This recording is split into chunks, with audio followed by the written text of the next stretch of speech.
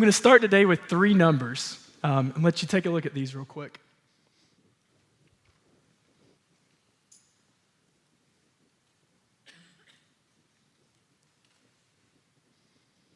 When I look at these numbers, I get a little overwhelmed, just to be honest. And I think if all of us really looked internally, I think we probably all have that same feeling. We get overwhelmed. And the problem is when we get overwhelmed, we don't know what to do, and so we do nothing. And doing nothing gets us nowhere. So I had an idea. And the idea started from a really, really simple place. Everybody I met my entire life, it didn't matter age, religion, creed, gender, they all had something innate that wanted to help other people. The problem is one thing, they didn't know where to start. So I set out to create an idea that would be the easiest way for you to help other people. And so what the idea looked like was, let's go into a local community and let's partner with nonprofits who are already doing great work. They have systems, they have boards, they have reasons for doing what they do. People work through them. So let's go and partner with them who are already on the ground doing great work. And then what I would do, I'd go out to places like this and I'd say, hey, would you follow me on Twitter or like me on Facebook or get an email from me or a text message with the idea of what would my city look like if 50,000 people got a message at the same time of an urgent need in our city?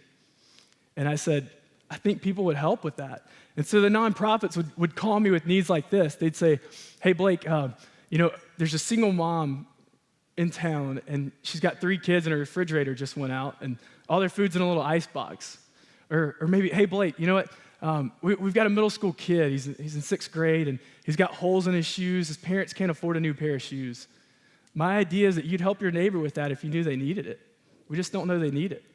So my idea was, hey, let's partner with these nonprofits because my friends, the problem was for them, texting $10 to the next natural disaster, it didn't mean enough to them. They weren't connected enough. And they weren't going to walk in the door of the nonprofit and say, here I am, put me to work. I'm yours, put me to work. Even though it's not that bad of a thing, that hesitation kept them from doing it.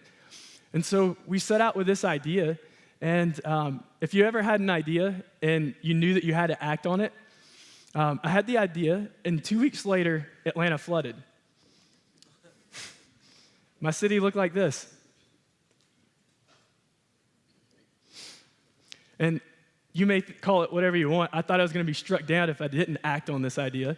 And so I went down to the disaster. I took a couple pictures.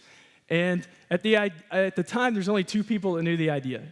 And I went down, I took a couple pictures, and I found an organization, and they said, our biggest need right now is diapers. I said, cool, people would help with that. So I composed this tweet. I said, just got a word, there's a huge need for diapers among Atlanta flood victims. If you can help, reply or contact Blake. Lesson 101 in social media, never put your phone number in a tweet.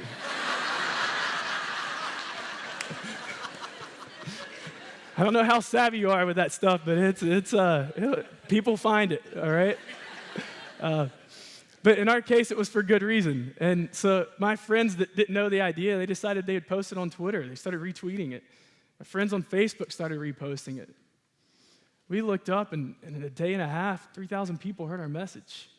We said, wow, people all over Georgia, all over Florida, all over Alabama, they all responded. And I said, you know what? This idea could work. So at this point, I quit my job, and I hopped on a plane to Haiti, and I went and did a lot of social networking stuff down there and helped a lot of people, and I came back, and I was done with my job, and I said, I believe in this idea so much. I got rid of everything that I had, all of my expenses, and I put my stuff that I did have in a friend's bedroom, and I went and slept on friends' couches for a year. And I believed in it so much. And I went around, and as I did, I met these organizations, and I met great people like this. This is Miss Betty. And I go and meet her, and she's the single caretaker of her 40-year-old Down syndrome son, her 2 great grandkids. And their refrigerator went out.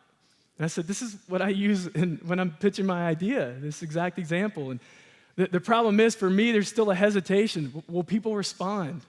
Will people embrace this? A refrigerator's a big thing. Will anybody respond? I had to give it a shot. You don't know if you don't risk something. So I gave it a shot. We posted it. 5 minutes, I had somebody call me up and say, Blake, I want to buy them a refrigerator. Wow. So we bought her the refrigerator, and I went down and took this picture with her as I met her and sat down with her family. And she went on to tell me how a refrigerator changed her life. And she was telling me that her Down syndrome son had to have water constantly. And in the summertime, she'd go to get water out of the spigot, and it'd be warm. And so half their refrigerator that was working when they had one, it was full of water. So he had cold water.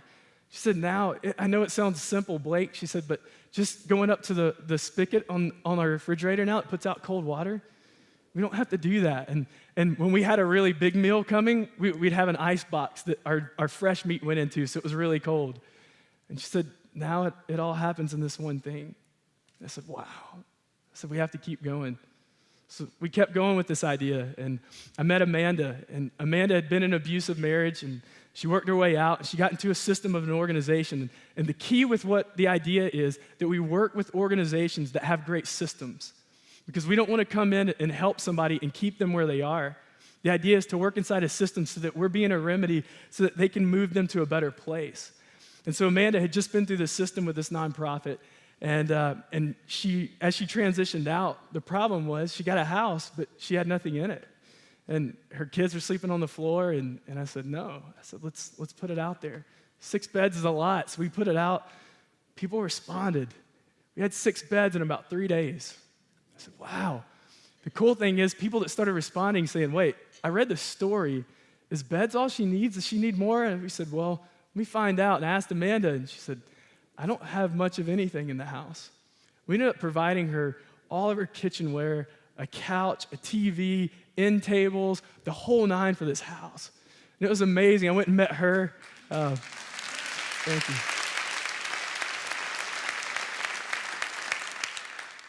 So we met Amanda, and that was a picture that I took with them after we got everything in their house. And great family, amazing people. And so we started doing this, and local news stations heard about, man, we saw what you're doing. Can you tell us what you're doing? And there's a big hesitation when you put your idea out there and tell them what the idea is, are they going to respond or not? It's even bigger than a tweet because people are going to bash you. And so we said, okay, and we did a couple news stories, and one day we got a call from a big one. And they said, we want to do a story on you. And I said, okay, let's do it. And we did the story, and they ran it on a Sunday on the blog, and it was great. We got cool attention, great feedback from people. A couple days later, they ran another story, but they didn't tell me they were running it. I woke up, and my cell phone was just exploding. I said, what's going on?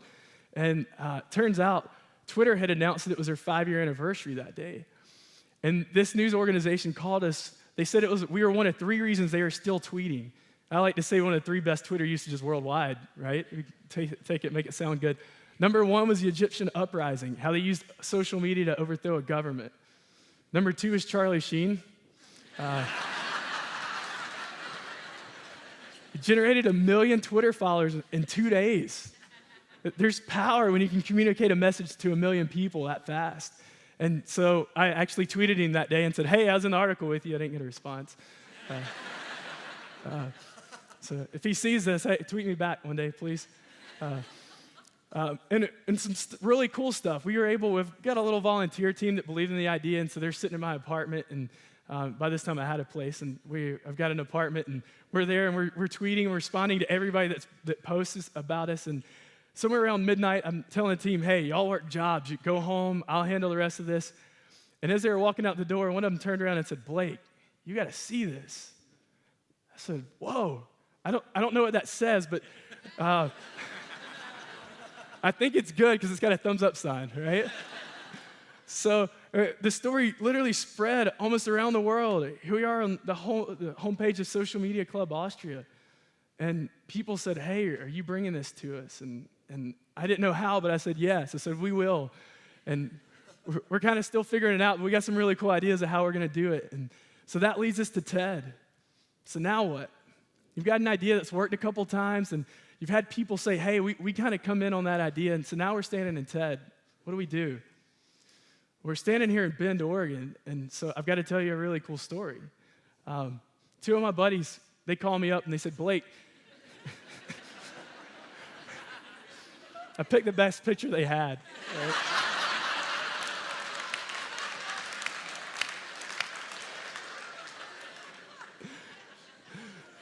So they call me up and say, look, you're doing a really cool thing in Atlanta, and that's a really big city. We live in a really small city. Let's see if it works there. And I said, cool. I knew these guys for a long time, and I trusted them. So we started testing it out in their city. And one day, there's another good picture, sorry. It's got a good story behind it. They were working with a lot of homeless people, and they said, hey, I know that you've never posted anything like this in Atlanta, but we've got a lot of people, and it's really cold here. We're going to post a need for propane tanks.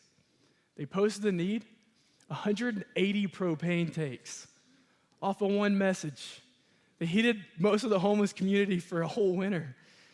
Wow, one message, because people responded. The really cool part about this story, this was Bend, Oregon.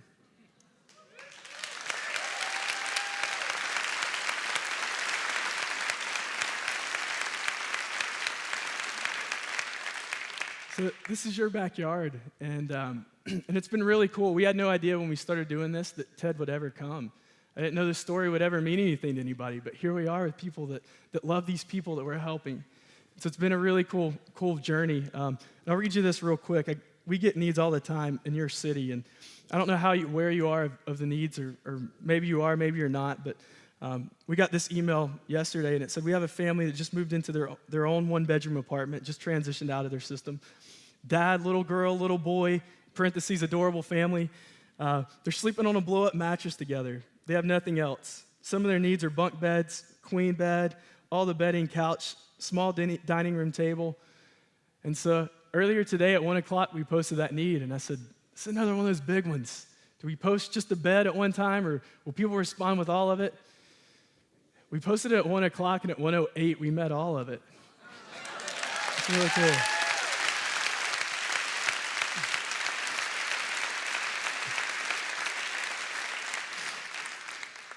So thank you, Ben, for caring. Thank you so much. You've got an incredible city. So the future, where does this go? Well, nobody knows what the future of their idea holds. And I can't predict what's going to happen. I've got some really cool ideas, and I've got a lot of really cool ones that we're trying to put into motion. That's another talk. But I'm going to leave you with a couple things. 2 things that I think we have to keep at the core of this idea, and then one that's just my wish for this idea. This thought here, we have the resources in every community to meet the needs of that community. We have to keep that there.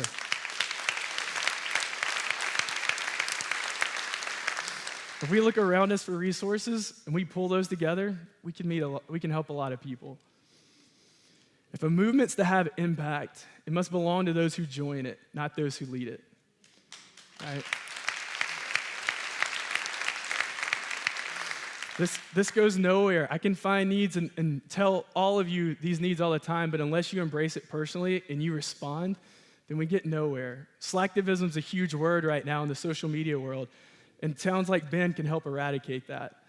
And I've got to tell you one little story. Last night we had a dinner for all the speakers, and they put us on the spot. We didn't know we were going to have to do it, but they said, hey, give your name, your city, and give us the inspiration, the moment that you knew exactly what you were talking about. We all know our idea, but there's usually one story that just wells up inside you and says, hey, this is why I'm doing what I'm doing. And for me, they called me out first. I was like, thanks. But it was really great because my story was easy. A friend of mine, his 4-year-old daughter came to me a couple of weeks ago, and she had a little stuffed animal in her hand, and she said, hey, Blake, I know you help people. I know that's what you do. And she's like, I just want you to give this to somebody who this could help. I said, 4 years old, she gets it. I don't have to tell her that we have the resources in our community. I don't have to ask her to join a movement or buy into it. She's doing it at 4 years old without asking. I truly believe it's innate in every one of us. We just have to step into it. And so here's my wish. I wish for everyone to help create a strong, sustainable movement to help others that will destroy racial, political, and religious barriers dividing us. I wish that for everyone to be inspired to pull local resources to address urgent needs of their city. And this is the one that I wish more than anything. I wish we could all help other people, wanting nothing in return. Thank you.